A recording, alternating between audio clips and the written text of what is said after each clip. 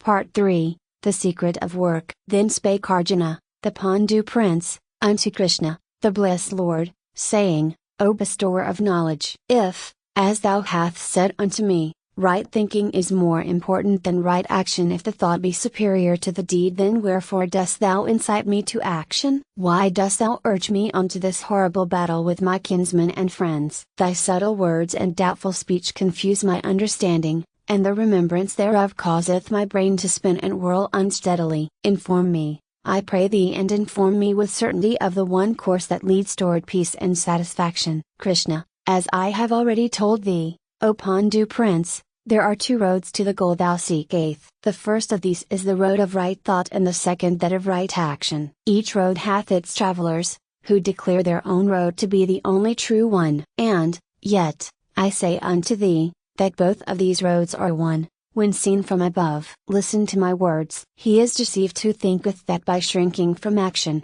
and resting in inactivity, he escapeth the results of action, nor doth he gain happiness from such practices. There is no such thing as real inaction, for all the universe is in constant activity, and no single point in the universe may escape the general law. No one, not even for a moment, can remain inactive, for the laws of his nature impel him to constant activity of body, or mind, or both. Even against his will, is he impelled into action of some kind. There is no escape from the universal law. And, again, I say unto you, that he, who restrains and controls his sense organs and instruments of activity, and, yet, in his foolish mind, dwells upon the objects and things of the senses, is a deluded and deceived soul. But he, who, expressing his mind in right action, through duty, without attachment to rewards, performeth his work in the world, verily, he is to be esteemed wise and worthy. Act well thy part. 1.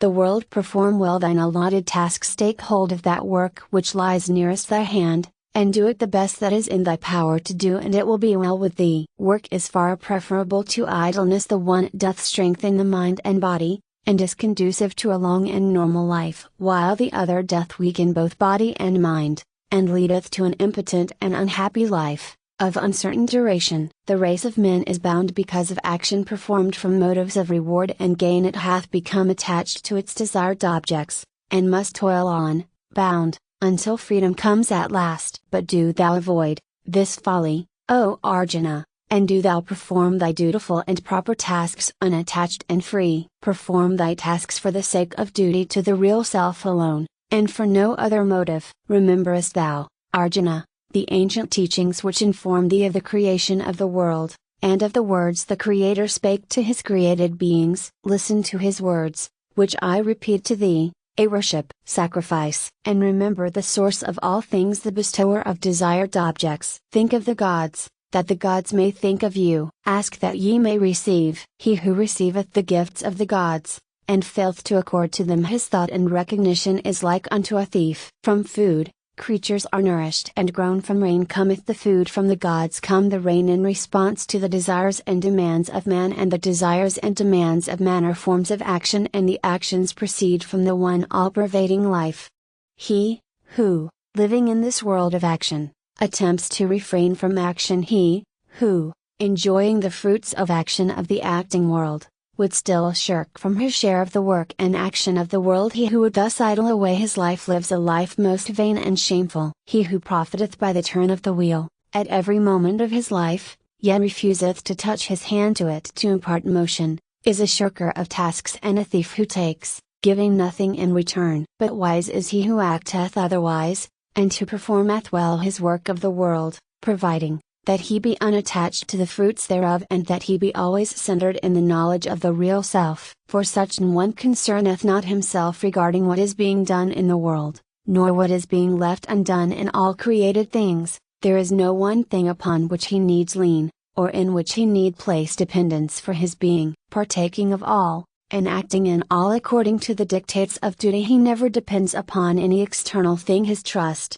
and hope and knowledge are fixed upon the imperishable, the only sure dependence. Therefore, such action, springing from duty, free from attachment or dependence, leadeth one straight to the consciousness and plane of spirit. Rememberest thou not, that Janaka and many others reached a stage of perfection by means of good works and right action? Thou shouldst take note of the universal practice of mankind, and act accordingly, for such universal practice must needs be the result of long experience in happiness. The wise, in all times, have taught the virtue of work and action, and thou mayst well follow the best of thy race. Considerest thou me, O Prince? Thou knowest that there is nothing in the universe of universes which I desire, or which is necessary for me to perform, nor is it possible for anything to be attained by me, which I have not already attained. And yet, O Pandu Prince, and yet, I am in constant action and motion. I work without ceasing. And if I were not constantly in action,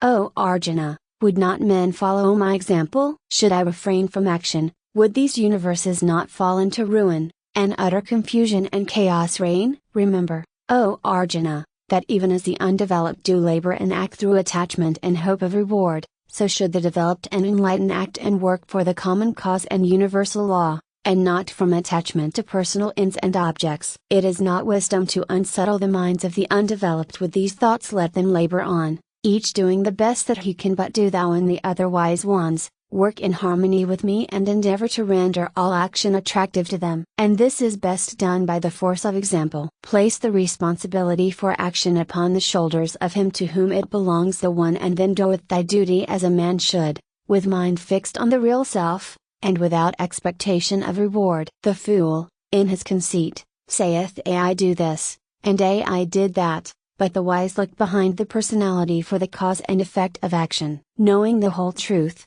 thou shouldst beware of unsettling the minds of those not yet prepared to grasp it, as untimely teaching may drive from their works such as see only half-truths, and become unsettled thereby. Then, prepare to fight, Arjuna, throwing the responsibility where it belongs, and with thy mind freed from egotism and selfish expectation, but centered upon the real self. Engage in the battle task before thee. Those who with confidence and faith shall constantly follow this teaching shall be made free even by works and action. But those who reject the teachings of truth and act contrary thereto shall suffer the fate of the senseless and deluded ones and be confused and lacking in peace. But the wise man also seeketh that which is in harmony with his own nature and endeavors to fit his life according thereto, rather than to seek after things contrary to his nature. Let each do the best he can, in his own way, and in accordance with the highest within his own character. Beware of the fixed aversion or affection, for objects of sense which each will find within himself. They are obstacles on the path, and the wise beware of putting themselves in the power of these enemies within their camp. And, finally, O Arjuna, remember this, that it is better to do one's own duty, humble and insignificant though it be, than to seek to perform the duty of another, no matter how much nobler that may seem. Better death in the performance of one's own duty and tasks, than victor in performing the borrowed duty of another. The assumed tasks are full of danger. Doeth the task at hand. When you are prepared to perform a higher one, it will be placed before you, in the same manner. Arjuna, but, O Krishna, it oft would seem that a man is pushed into evil doing, by some power outside of himself, as if, contrary to his inclinations, he were impelled by some secret force. Inform me, thou, of this mystery. Krishna, it is the essence of his accumulated desires, combining for attack, that urgeth him on. It is this enemy of man, called lust or passion, begotten of the carnal nature, full of sin and error. As the flame is dimmed by the smoke, the bright metal by the rust, so is the understanding of man obscured by this foe called desire, which rageth like the fire, and is difficult of being extinguished. The senses and the mind are its seat, and through these it serves to confound and confuse the discrimination. Thy first task should be to conquer this foul dweller in the mind. Mastering first the senses, and sense organs, proceedeth thou then to put to death this thing of evil. The senses are great and powerful, but greater and more powerful than the senses is the mind, and greater than the mind is the will, and greater than the will is the real self. So, thus, recognizing the real self is higher than all, proceedeth thou to govern the personal self, by the power of the real self, and thus conquer this foul monster, desire, most difficult to seize, and yet possible of being mastered by the real self. Then bind him fast forevermore, thy slave instead of thy master. Thus endeth Part 3 of the Bhagavad Gita, which Part 1, called The Secret of Work,